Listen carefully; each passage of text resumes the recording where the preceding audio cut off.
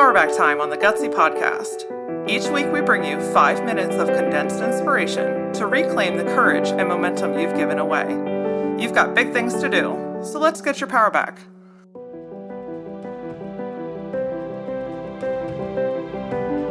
If you've lived through a previous trauma, regardless of what size or matter or subject it was, you know just how difficult it can be to put yourself in the situation again where the same outcome could be possible.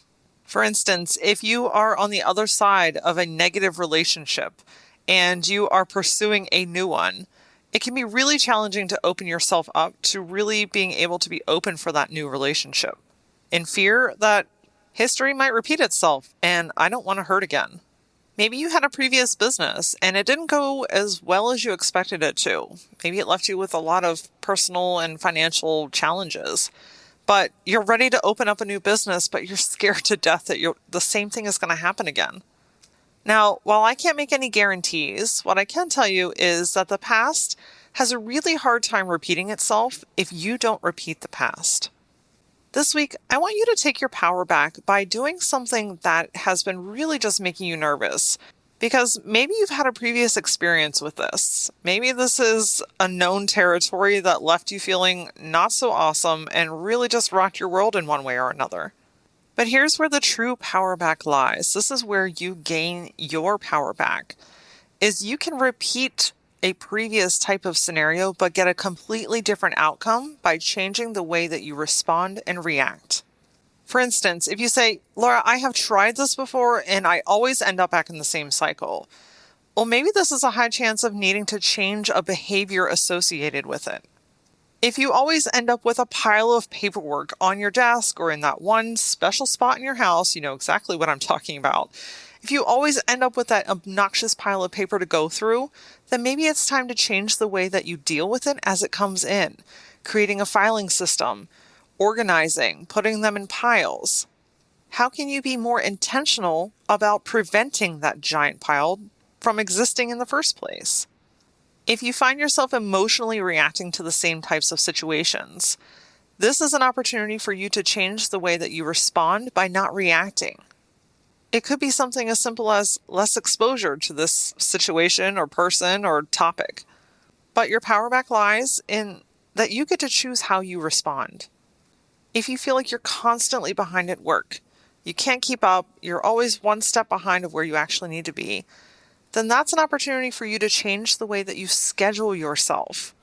Are you taking too much on? Are you taking too much off of other people's plates for them, but ultimately kind of screwing yourself over? Are you saying yes entirely too many times? You see, you can prevent being overworked and overexhausted by changing the way that you accept work and the way that you schedule things. Sometimes that's as simple as being realistic when you can actually have things back to people by. So we create this hallucinated urgency that everyone wants everything at the lightning speed. They need it the second that they give it to you. They need it right back. But 9 times out of 10, their expectation of when they're going to get it back is drastically different than yours. Here's a big one, and this one hits home right now for me.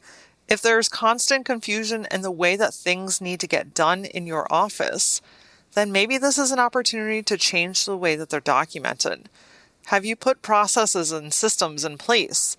Does everyone know how to do things the same way? You can prevent future confusion and increase employee morale simply by being consistent with your processes.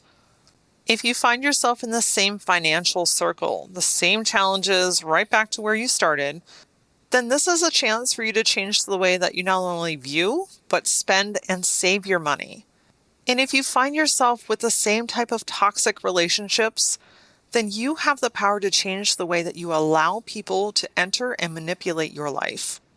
You see, cycles typically continue on because we continue the same behaviors and patterns.